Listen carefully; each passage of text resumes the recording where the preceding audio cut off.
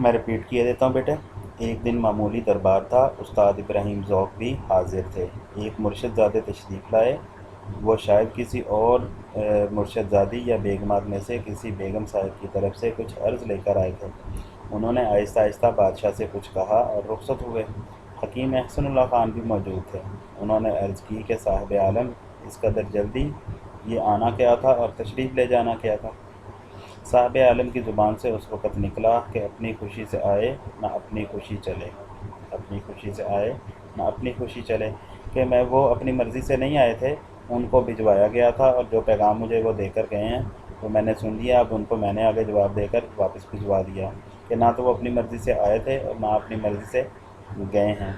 لیکن جیسے ہی بادشاہ سلامت نے یہ الفاظ بولے، اپنی خوشی سے آئے نہ اپنی خوشی چلے، ساتھ ہی بادشاہ سلامت کو احساس ہوا، چونکہ ایک مجلس سی شعر و شاعری کی بھی تھی، استاد ابراہیم ذوق بھی موجود تھے، تو بادشاہ سلامت نے ساتھ ہی اپنے استاد کی طرف دیکھ کر فرمایا، استاد دیکھنا کیا صاف مصرع ہوا ہے۔ کہ میں نے یہ جو الفاظ ابھی بولے ہیں، یہ تو بڑا کمال کا مصرع کہا گیا ہے مجھ سے۔ بادشاہ نے استاد کی طرف دیکھ کر فرمایا کہ استاد دیکھنا کیا صاف مصرع ہوا ہے۔ استاد یعنی بہادر شاہ ظفر کی طرف متوجہ ہوتا فرمایا، استاد جی دیکھنا کیا صاف مصرع ہوا ہے۔ استاد صاحب نے بے توقف عرض کی کہ حضور، بے توقف بغیر رکے ہوئے کیا عرض کی کہ حضور، لائی حیات آئے قضا لے چلی چلے، اپنی خوشی سے آئے نہ اپنی خوشی چلے۔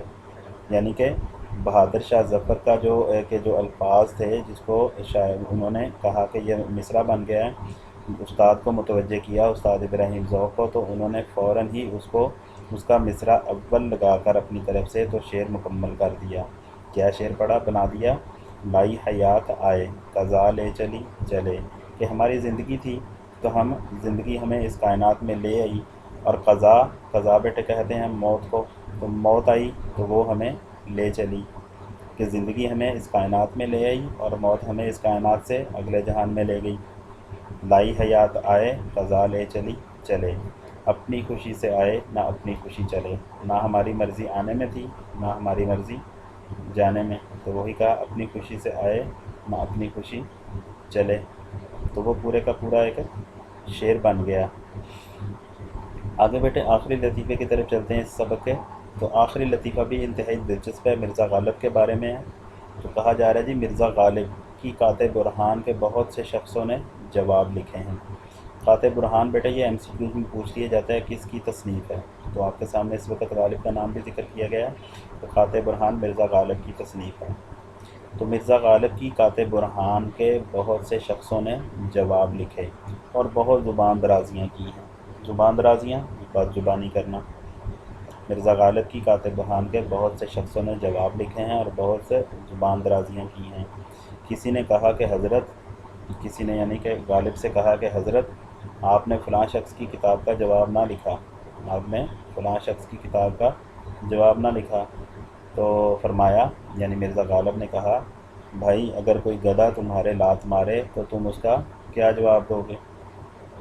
بھائی اگر کوئی گدھا تمہارے لات مارے تو تم اس کا کیا جواب دو گے؟ تو غالب نے بڑا ہی دلچسپ جواب دیا اور سوال کرنے والے کو بھی لاجواب کر دیا۔ تو یہی اسی قسم کے بیٹے لطیفے اور چٹکلے تھے، چھوٹی چھوٹی دلچسپ باتیں تھیں جو شاعروں کے لطیفے میں مولانا محمد حسین آزاد جو ہیں انہوں نے ذکر کی ہیں۔ امید کرتا ہوں آپ لوگوں کو سمجھ آ چکی ہوگی، اور جیسا کہ پہلے بھی ذکر کیا جا چکا ہے کہ یہ سبق جو ہے وہ آب حیات ان کی کتاب ہے، مولانا محمد حسین آزاد کی، اس کتاب سے یہ سبق لیا گیا ہے، اور آپ سے ایم سی کیوز میں یہ بھی پوچھا جا سکتا ہے کہ سبق شاعروں کے لطیفے کا ماخذ کیا ہے، تو اس کا ماخذ کیا ہے جی، یا کس کتاب سے لیا گیا، اس الفاظ میں بھی پوچھا جا سکتا ہے، تو ماخذ کیا ہے جی، آب حیات۔ تو یہ تھا بیٹے آپ کا سبق شاعروں کے لطیفے، اس کے اندر 7 لطیفے آپ لوگوں نے پڑھے ہیں۔